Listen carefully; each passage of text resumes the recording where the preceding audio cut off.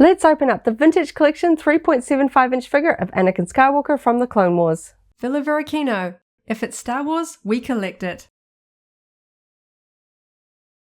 Hello there, thanks for visiting Varykino.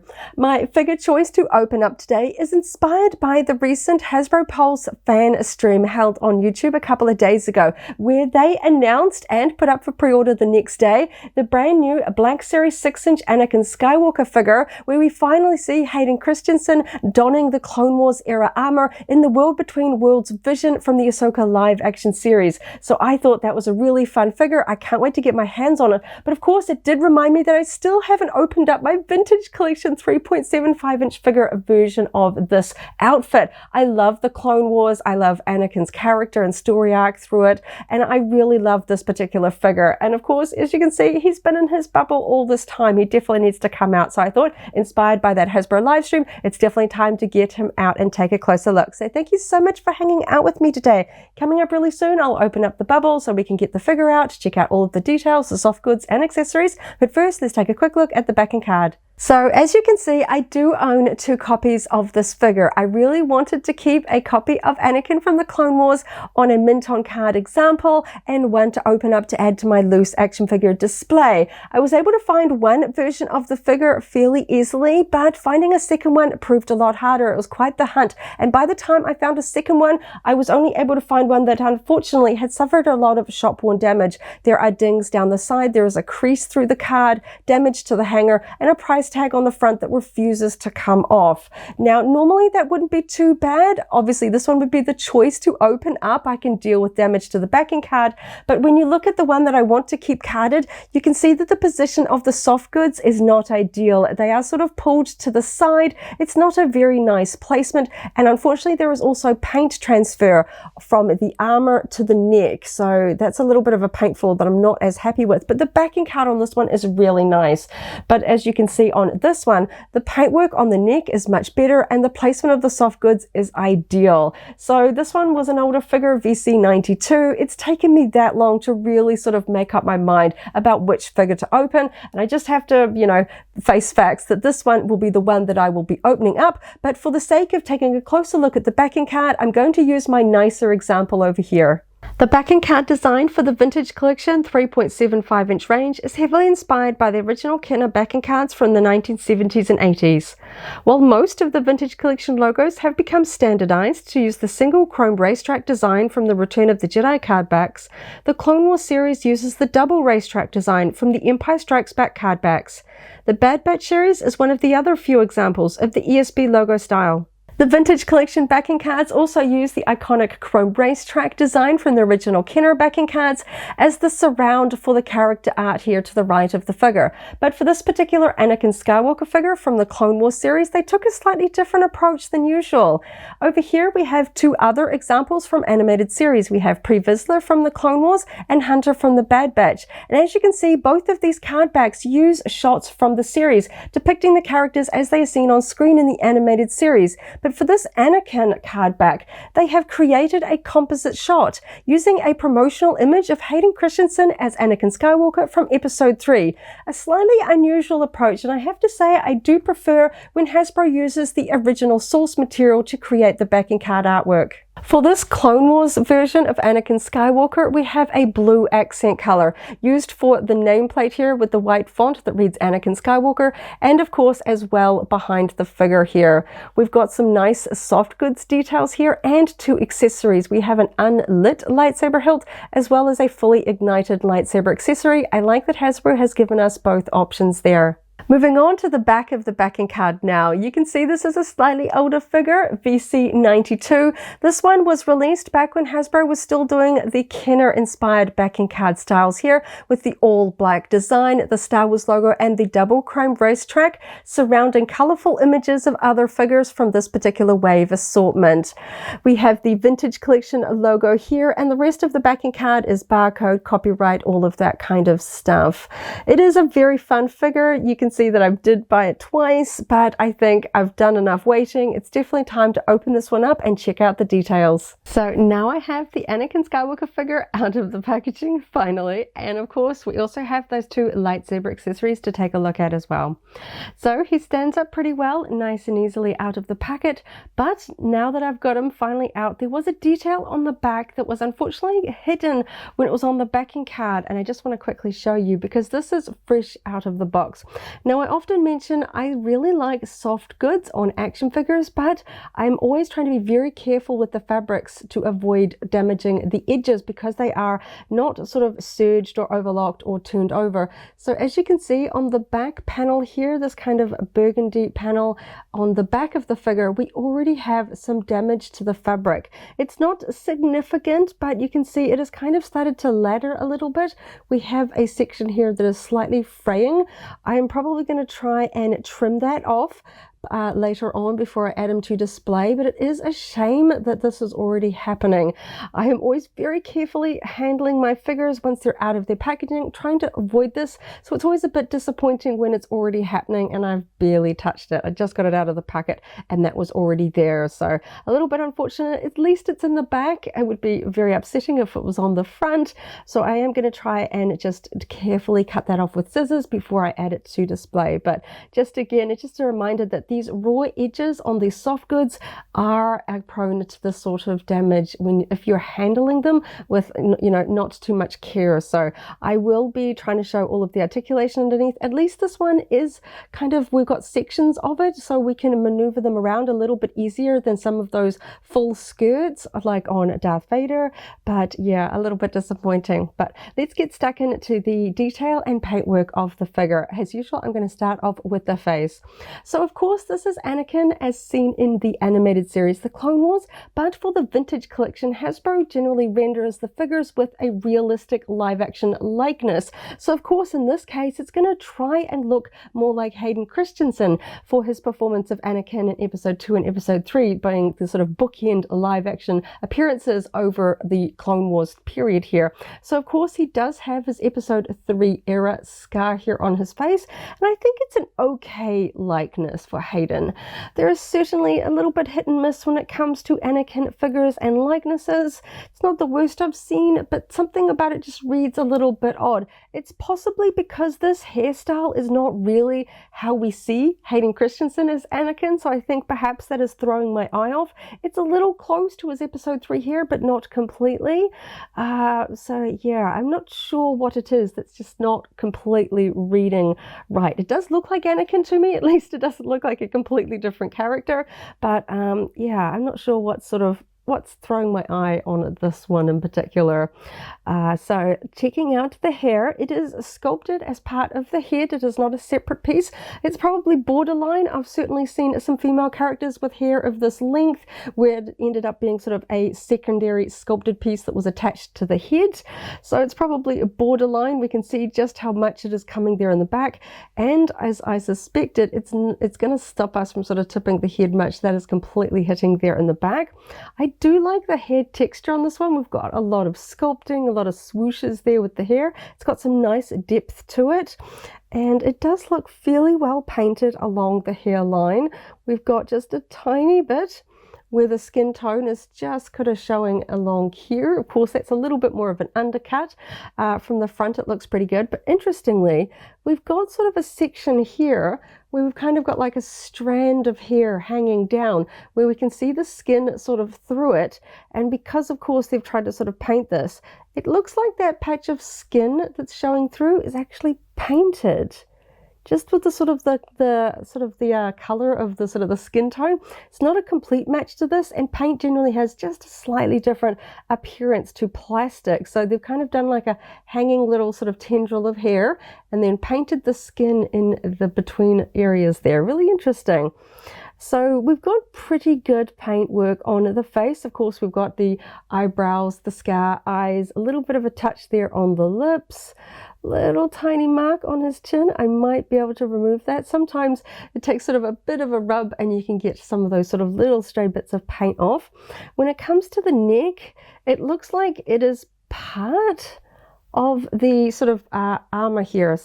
Sometimes, you know, we get a little bit of differentiation here, but this neck is part of this piece here because the paint from the shoulder armor here actually runs on to the bottom of the neck. As I noted on my other figure that I'm keeping carded, there was quite a lot of the dark color of the shoulder actually on the neck, and we do get that a little bit here to the side, but it's kind of a little bit more hidden with shadow, and it doesn't come up very high, but you can kind of see it there. It's a pretty good match for the skin tone paint on the neck to the face, and we've actually got quite a lot of sculpting here. We've sort of got the whole Adam's apple structure going on there in the neck, which we don't often see in a lot of action figures. Sometimes it just looks a little bit more like a bit of a stump, a very, very cylindrical shape there. So that's kind of interesting to see. I do wish that definition between the neck and the shoulder armor was a little bit cleaner in terms of the paintwork, but at least for this version, it's not as bad as the other one that I'm unfortunately keeping carded. So moving on down, of course, we've got this sort of dark grey color for his shoulder armor. Of course, sort of ominously predicting his shoulder armor for his Darth Vader outfit. Same kind of color here for the shoulder piece, and on the other one, where we actually have a really fun little detail here, we have a dark red printing here of the Jedi Order symbol on his left shoulder plate there. Really nice. This is a sort of fine digital printing that we never got even just a few years ago. Of course, the improvements in the sort of painting technology for action figures means that we get these really nice details. So I really like that. A little bit hard to tell, you know, just the fine detail because we've got dark color on dark color, but it is really nice. And of course, they're trying to be accurate to the costume from the Clone Wars show. Moving down now, while we have soft goods for the lower half of the body, for the upper half of the body, we have sculpted tunics. I think it would be very hard to do this on this scale. I mentioned earlier that Hasbro has just recently put up for pre-order the Black Series 6-inch version of approximately this same costume, except from the live action Ahsoka series. And for the Black Series, they are doing a fabric tunic for the upper body as well, which is kind of a fun match, but very hard to do on this smaller 3.75-inch scale. And I think it works pretty well. Of course, the color and texture is not going to match at all, but you get what's going on there. We've got some nice sculpting for the brown under tunic here. We get a little bit of a peek through here. Nice painting here. I have to say there's not quite as much definition here. We get sort of these little starts of sort of fabric draping, and then it's kind of a little bit flatter in the middle, but I get it would be sort of pulled tight. We've got pretty good draping and texture here for the sort of over tunic here in the back. I like the lines sculpted in there, some nice fabric sort of texture sculpting there. And of course, we've got his sort of episode 3 sort of era glove here. Of course, not completely. On the backing card, it has these silver buckles here. On here, we've got a little bit of a two-tone paintwork going on, I think. It's really hard to tell. Under some lights, when I'm sort of looking at it, it looks like it's got a blue tone, especially when I'm looking at it right next to the blue fabric here. But other times when I'm looking at it in relation to the shoulder armor, it looks like a dark gray. And I think my eyes are really struggling to tell if these buckles are actually the same color or a different color. I think I might have to take some close-up stills and sort of observe that a little bit closer, or sort of blown up on a computer screen larger than my eyes can see, because I'm having a hard time figuring out. I think that's a gray on top of a dark blue color, but I really can't tell because this does look more blue than the shoulder part. On this side especially, this looks like we've got more of a dark blue tone compared to the gray of the shoulders. I think, yeah, wow. And then of course we've got black sort of gloves for hands, and that definitely looks like dark gray back plates there for the hands. I think that is the same color. I'm thinking these straps here, I will definitely have to study that in photography, because that's really close. Sometimes if the colors are so close, I'm kind of doubtful that perhaps Hasbro would sort of add on a small painted detail when there's almost an imperceptible difference in the colors. So I guess it's just me sort of doubting Hasbro would take the time to paint those buckles a slightly different color. But kudos to them if that actually is gray on a dark blue glove. It's tricky. They're really close in color. So now we've got a brown belt, but I have to say it's actually a lot of green coloring tone to my eyes under this lighting. It looks like an interesting sort of green brown. Which, yeah, is kind of reading a little bit odd. We've got a tiny sort of little silver buckle painted quite nicely. It does match up well to the sculpting. We've got 2 Jedi food capsules off to the right-hand side of his belt, painted in silver. And if I just quickly move his arms up, we have a pouch on each side with a tiny little silver clasp there, really nice. That is a very small little silver dot that is quite well painted. This one here, the dot is just a tiny bit misaligned on the sculpting, but still you're having to look up really close to notice that. We don't have any pouches or anything on the back. We just have those sort of lines and straps. Of course, the iconic Jedi belt has a lot of sort of layers to it, which is fairly flat here, but it is actually 3D raised. You know, I can feel the levels there. They just don't sort of come out very far against the body. Now, of course, you will probably notice there are no hanging hooks or peg holes on this belt. Now, the figure does come with a secondary sort of unlit lightsaber. Once you get out of the packet, you can see that it doesn't actually have an attachment peg.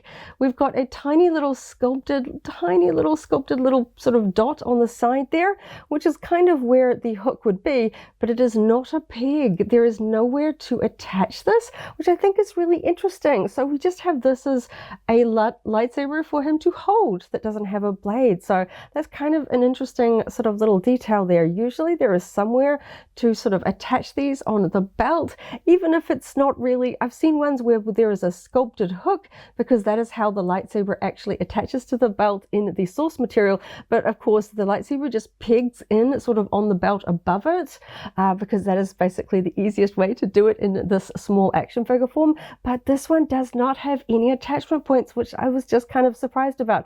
Because of the way the figure sat in the packaging, I thought perhaps the little attachment peg was like just a little bit out of view behind the figure, but it is absolutely not there at all, which is kind of interesting. Moving on down, of course, we have the soft goods. I touched on these earlier.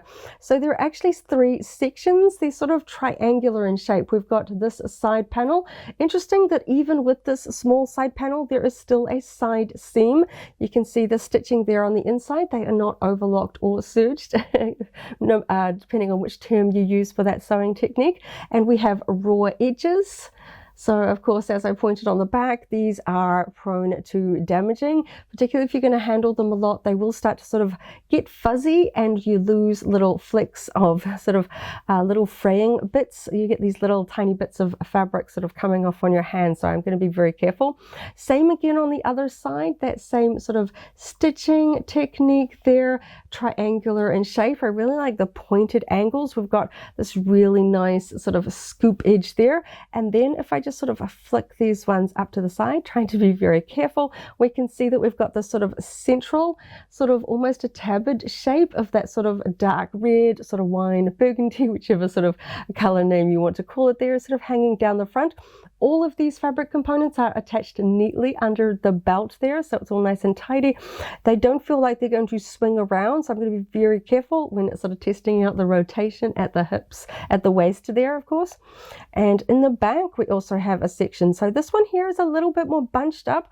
I'm trying to be very careful with the way that I pull the fabric up, but you can kind of see that it's a bit bunched up at the waist. It's not lying flat. I might try and do just some very careful little tweaking there, but I'm really going to be careful not to accidentally pull it out or damage it at the attachment points. So it's sitting a little bit more bunched here in the back, but at least it's on the back. And of course, I've got, unfortunately, that little bit of damage there that I'm going to be trimming very carefully before I put it on display. But I do really like these fabric pieces there. The soft goods components just sort of allows us to do the flexibility of a Jedi character that's so important, because you can see that these fabric components come all the way down to the top top of the knees. So that would be really hard to give us the posability that we really want from a vintage collection figure if we had plastic, that rubbery plastic coming all the way down to the knees. I know that Hasbro puts the side splits in, but it still limits us so bad. And of course, you do risk splitting the plastic even further if you try to sort of test the flexibility of the legs underneath. So in terms of posing, Anakin is a Jedi. He's doing all sorts of cool moves. I would much prefer the flexibility, because normally I am quite the proponent for, you know, having sort of accurate sculpting. I usually don't mind plastic for a lot of characters, even if it restricts the legs. But Anakin, he's got so much action poses that he could be doing, especially since we've got all these different lightsabers, you know. He's not, you know, completely the most acrobatic character when it comes to Jedi characters, but he is a Jedi. I want to do some cool poses, so I'm glad that we've got soft goods to really open up all of the legs and the sculpting possibilities there.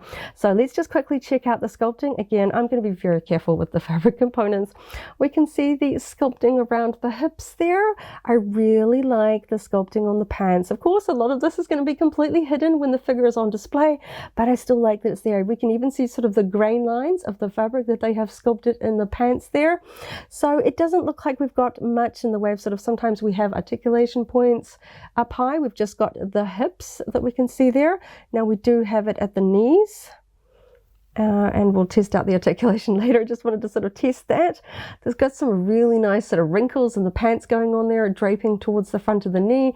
You can see the sculpting here in the back. Again, it's some really nice sort of faux fabric draping there with the plastic. Interesting to see the difference in the plastic here in the back. So from the front, this is the same, but yeah, interesting that articulation sort of points there are such a different color to the plastic used for the legs. They do kind of stand out a bit. Not a fan of that. I like the articulation attachment points to be as sort of hidden as possible. Of course, it's on the back and it's generally going to be covered a lot by the soft goods, but I do like it when everything matches. Now, something I really, really like about this figure is the sculpting on the Jedi boots. So, of course, he has quite textured boots, a lot of leather straps and the sort of vertical paneling and that all going on. Really nice sculpting here. And of course, we've got that sort of section flowing down, almost sort of like boot spats over top of the sort of the boots here. Now, one thing I will say is I think the boots are quite flat for the length of the shoe. I would have thought that they would have a little bit more sort of a slope here. They just kind of go down and then it's very flat, just straight across here. It's a little bit hard to show, but yeah, they're just very flat and long. I guess they're trying to be accurate to the sort of the version on a screen. They don't look quite like other Jedi boots that I have in my 3.75 inch collection, but other than the boots being a little bit flat across the toe there, they do have some nice wrinkles there across the toe. Of course, leather boots do wrinkle in those areas, really nice. And I feel like they've possibly put, I don't know if it's just the deep lines creating shadows or whether there's maybe a weather. I don't think there is actually a weather. I think it's just the detail lines just showing up quite dark, which is really nice. So we don't have any sort of extra painted detail on the straps. We don't have sort of silver buckles or anything like that. Just some really nice detail work on those boots. So overall, some really nice sculpting on this figure. I'm hoping that the soft goods and everything are going to give us some fantastic flexibility.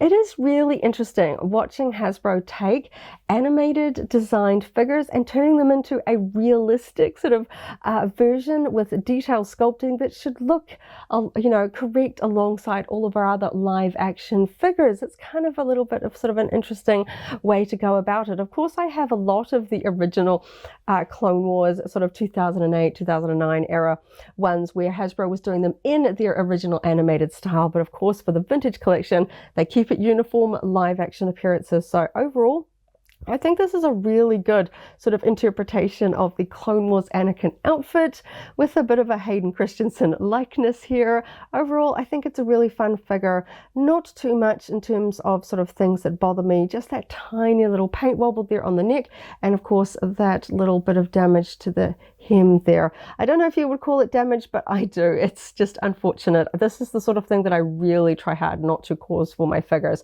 Annoying that it's there straight out of the box. So let's go over the articulation and we will try out some of the accessory poses as well.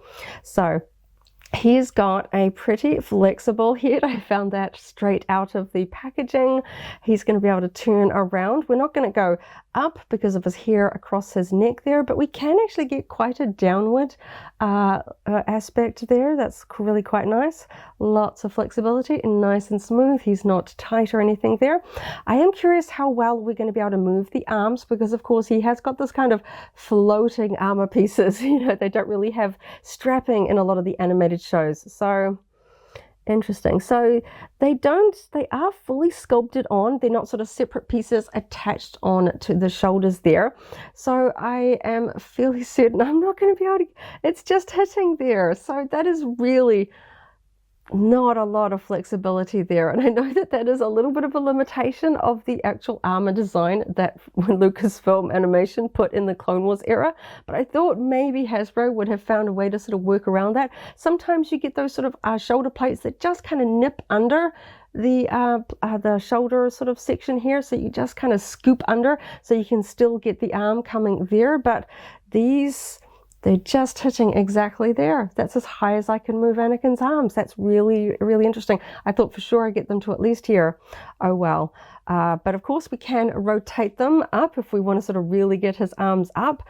Interesting that I really can't move them up higher and along the sort of flat plane there. But yeah, I guess I often say it's a tricky balance between sort of the flexibility and articulation versus trying to render it as accurately as you can to the original costume. So I guess Hasbro, I would gather that they try different sculpting styles to see what they can accomplish with the costume in mind. But so let's move on to the elbows, making sure that I'm moving it in the right plane.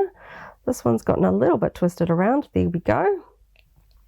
So nice and tight, because of course for a lot of lightsaber wielders we do want to get a two-handed grip on the lightsaber, so getting those elbows in nice and close to the body is important. I can get his elbows almost touching to those pouches on his waist there, so that's nice. You can see even just with a really quick little play with the elbows I can get his hands almost completely aligned, so that's good. Nice and easy articulation there at the elbows. The sculpting still looks nice there. So for the hands, on his right hand of course we can swivel, and we have a side to side sort of rocking hand here. Now his glove does come down quite far, but we do get, you can sort of see the side to side motion there. That's quite nice. The same on the other hand, we've got a side to side motion. These are always very small articulation points. I do try to be careful with them. I really don't want to break off a hand, very important, but there's actually fairly reasonable movement there. Sometimes when you've got things like gauntlet armor or even thick gloves that are sort of flared, it can get in the way of that sort of side to side or front and back movement. Not the case there. That's really quite nice. So I mentioned that I was going to be really careful about the waist, so thankfully there's quite a sort of a separation here. He's going to pivot at the top of his belt, so I should be able to move him without getting too worried about the soft goods there. He has no front and back movement. It's just a wiggle. It's not really actually moving anywhere. He's just going to sort of slice at the midsection there. So he does get a little bit misaligned, of course, because he's narrow. You can see how that chest is kind of going wider than the belt. When you tip him to the side, it looks a little bit odd. Less so from the front, but at least we do have that movement. It's not flicking back to center. He does hold his position, and we can go to quite extreme angles. I can turn him all the way to the side. Again, it starts looking really odd with that belt, but the articulation is there if you want to get into some adventurous poses. Let's quickly check out the legs. So this is a slightly older articulation style. It would be really great to see him with the more modern sort of barbell style here. I don't know I don't think I can actually move his legs out to the side. I'm just looking at this articulation style of the hips going, yeah, I haven't seen this in a while. Yeah, it's just going to be front and back. He is not going to go out to the sides. So I guess it almost didn't matter so much that we have all these flexible movements, because the legs aren't going to go out to the side. They're just, I feel like I'm going to start to sort of flex them away. I feel like I'm going to break them off the attachment point. They're not really doing much there. I can swing them front and back. We don't have a swivel point at the top of the thighs. We've got the knees. I did a little bit of a test of one of the knees earlier. A little bit stiff out of the packet. I don't know why. They are a different color. That's such a shame. When you bend the knees back, we're getting that completely different color peak showing through at the front. I could see it in the back, and I was really worried about how that was going to look. I don't know why. That is such a strongly different color. Usually the knee attachment points are the same color as the pants. That's really odd, and I don't like that, because it really draws the eye. It looks robotic, and Anakin doesn't have robot legs at this point. Yeah, that's a bit of a shame that is so different, and it's really hard to sort of paint that. Paint just gets in the way of articulation points. It's not really very much of an option there. Of course, we do have a little bit of that sort of inward-outward rotation there in the knee, so at least that's helping us a little bit, since we don't really have much rotation at the top of the hips. Let's test out the ankles. Very small ankles, very tight as well. You can just see, just kind of curiously, when I tip the foot all the way down, you can kind of see where the paint has stopped, and we can see the plastic there underneath. Yeah, so I thought maybe the articulation would sort of be underneath here, but it is straight across at this strap there. A bit tight going back. You can kind of see the sculpting on that is just hitting there. I'm not really able to point the foot very far beyond that point, which is a little bit of a shame. Can do a little bit to the front there, you can kind of see, but yeah, not a lot there. It's interesting that they chose that point to articulate there. It's very narrow, but the sculpting on the sort of lower section there is really restricting the posability in the lower leg. So really interesting articulation. It's all kind of tucked away there. If you were buying this figure and the way that the soft goods hits, you cannot see the pants at all, so you wouldn't know about that different color tone for the articulation through the knees, and you have no idea about the articulation there at the hips. I was really expecting. I know this one is a much older figure, but really interesting that this just doesn't have the articulation I was expecting, even for a slightly older vintage collection figure. So of course, in all saying that, we do have kind of an updated version of this figure coming this year. Technically, it is the sort of Vision World Between Worlds version of Anakin Skywalker from the Ahsoka live action series. So it won't be on a Clone Wars backing card, but it will be pretty much the same outfit.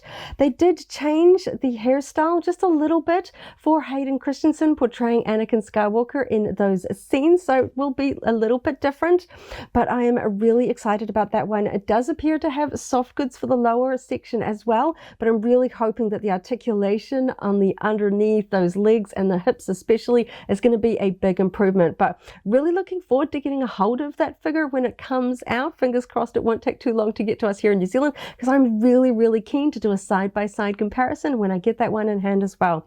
But for now, let's check out the accessories. So of course, as I mentioned earlier, there are two. Starting out with the main accessory, of course, we have the iconic lightsaber with a lit blade. This is not a two-part lightsaber. There is no small peg in here, so of course you don't have to be too worried about the snapping that attachment point, but of course we don't want to snap it completely because there is a little bit of flex. What I think is really interesting about this particular accessory from the Clone Wars series as opposed to the live action ones is we've actually got a bit of a flaring going on around the base of the blade where it comes out from the lightsaber emitter. It just gives us a little bit of a unique appearance to this iconic lightsaber. And of course we've got some really nice details here on the hilt as well. A nice metallic silver. We've got the black detail lines there on the grip. grip. And thankfully we don't have an attachment peg. It really bothers me, especially when we have a separate hilt, when we have those large attachment pegs on the lightsaber weapons that are clearly ignited, so you want to put them in the character's hand. I'm liking the fact that this is nice and low profile. Even that sort of box detail is not actually very high at all, so that should be good. We don't have any kind of painted buttons here. There is no painted details. This is all silver. We just have the black grips around the bottom there, but overall pretty nice. I do think it's interesting when I look up really close, it may not even show up on camera, there is a very small number 2 or perhaps a Z printed on the side of this hilt. I'm not quite sure what that's about, but it's going to disappear as soon as I put it in his hands. So let's get Anakin all suited up. So I'm just going to try and get it into his hand. So I did forget to mention, of course, Anakin doesn't really use blasters as his iconic weapon. So he doesn't have an extended trigger finger or anything like that on his hands, just the kind of classic C grip for holding on to sort of a smooth lightsaber hilts like that. It is quite a tight grip. You can kind of see there, it's quite narrow, so this might be a bit tricky. His actual left hand actually looks wider than the grip on his right hand here, but I do want to get it into his hand. So wow, that is a very tight grip for his thumb there. That's going to take quite a push. I'm kind of bending his thumb down a little bit. So his hand is a little bit more open because I've had to really flex that thumb out. So it's not the closest of grips. I like it when the hands kind of go all the way around, so you get a nice secure grip on it. But of course we might want to get him into a two-handed grip. This might take a bit of work because of course they do like to sort of fight. We've got that extra articulation and movement with the hands. I might go for a top-down approach, see if I can push that into his grip. There we go. Yes, okay. Generally takes just a little bit of work to get accessories into the hands of these very small 3.75 inch characters, but you can see there, that was just a very quick attempt. Nice and classic, just straight on the front, the sort of stacked hand grip there. He can hold on to the lightsaber quite nicely. Of course, I'm going to play around with some poses, get him to do some cool and iconic shots, maybe not quite recreating the pose from the backing card with sort of the over the shoulder, sort of upside down lightsaber pose. That's a bit tricky, but he does stand up well, just in sort of that cool lightsaber iconic pose, looking very good there. I do find that that fabric there on the back just sticks out. I am going to have to tweak that a little bit, but I do like the way that the fabric soft goods hang there on the front. So I'm just going to lay him down there in the back because of course we do have a second accessory, and to be honest, this one's a little confusing. I honestly thought there would be a peg on this and a peg hole on his belt. So we have basically an identical lightsaber hilt. It is identical to the one with the blade, except we don't have a blade on this one. It is just painted silver, almost like somebody just cut off the blade and then just painted silver over the tip there. So it is pretty much identical, so I don't really need to test it in his hands. We've just got that same sculpted details, and we have the black for the grip sort of stripes there as well. So kind of interesting. Generally, if a character wields a lightsaber, my default choice is to have the character sort of holding their lit lightsaber. Just makes for a really cool display. So I'm not really sure what I'm going to be doing with this. I don't think I would choose to display Anakin holding this and not this lightsaber blade. It's also just a little bit safer for me. I'm being an anxious collector. I like having the long lightsabers in their hands. I'm always a little bit worried about these snapping in storage in some manner. But yes, I've got to basically store this along with the details of who this came with, because I don't like losing track of the accessories that match up with the figure. So I'm going to have to store this in a labeled manner somewhere, maybe a small plastic sort of Ziploc bag or something like that, to just store it away so I don't lose it, because I generally like when characters can actually hold or store all of the accessories they come with. I do appreciate them having that option. I often sort of bemoan the fact that Hasbro doesn't give us that option in the Black Series line. They generally give us a hilt with a removable blade, and those little attachment pegs for the blade into the hilt are very prone to breaking. I wish they would just give us a solid lightsaber and a separate hilt like they have done here for the vintage collection. That is my preferred method. Everyone wins, and and it means that the lightsaber that the characters hold does not generally have to have an attachment peg. That is saved for the unlit hilt. That is my preferred manner. The attachment peg on the unlit hilt and no attachment peg on the one that they hold. Everyone wins, no matter what sort of poses or scenes you want to recreate. It's such a small piece of plastic. Hasbro really should give collectors and fans the option to display the characters with the accessories that they want to and not have to worry about snapping lightsabers. A character without their lightsaber is just a little bit sad. So overall, this is a really cool figure, and there are some interesting quirks with it, I have to say. I know it's an older one, and Hasbro is definitely sort of stepping up their game and really trying to improve in terms of the face sculpting, the digital printing, and the articulation. We've seen some really cool advances with the articulation. So fingers crossed that new Anakin one from the Ahsoka live action series World Between Worlds scenes is going to be really, really cool. Of course, it's going to be very different to this one. I'm going to want both in my collection, especially as I'm trying to sort of tick off all of the vintage collection of VC number figures in my collection. And of course, I will probably not put that Ahsoka series Anakin in my Clone Wars display because it's technically not going to be correct. So I am glad that I have the iconic Anakin from the Clone Wars series for my vintage collection there. A little bit of a shame about the articulation of the legs though. It's not going to affect me too much personally. Generally, I'm going to have my characters standing upright, but that is a shame for people that are just a bit more adventurous than me and really like those acrobatic Jedi poses. He does stand up very sturdy. I am glad about that because I am always worried when we have limited articulation in the legs, it makes them hard to stand up if they are very prone to wobbling, but he does seem to be very sturdy, so I am glad about that because I won't have too much leeway there for changing the posing too much there with the legs. He's a little too close to a 5-point of articulation there with just not a lot of movement there, and I am not a fan of that different color there in the knee. Perhaps a little bit hidden by the soft goods, but that really shouldn't be happening on a figure like this. But yeah, overall, nice paint, nice sculpting, just an iconic Anakin figure. A few little quibbles there, but it is older, and I'm glad to see Hasbro stepping up the game and working to improve on subsequent releases. And I had so much fun seeing Anakin portrayed by Hayden Christensen in the Clone Wars armor in the Ahsoka live action series. So I'm looking forward to having another version of this figure because Hasbro doesn't always go back and sort of retool or refresh characters if they've already been done in the vintage collection. Some lucky few do get retooled and re-released, but at least the appearance in the Ahsoka live action series gave Hasbro the reason to go in and take another look at this figure and sort of update it for the Ahsoka series collection. So I'm really, really looking forward to getting that one. But for now, this was really fun. Some, interesting quirks, but overall a fun addition, and you can't build a Clone Wars action figure scene without Anakin. He's an essential.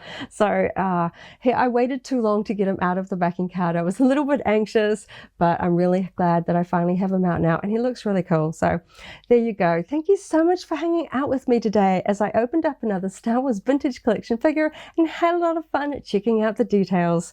I hope you have a wonderful morning, afternoon, or evening wherever you are in the galaxy, and let's hang out again very soon for more Star Wars fun. May the Force be with you. If you're a vintage collection fan, I recently opened up the Phase 1 Clone Trooper VC309. That video is linked here in case you haven't already seen it, as well as a whole vintage collection playlist. This is the way.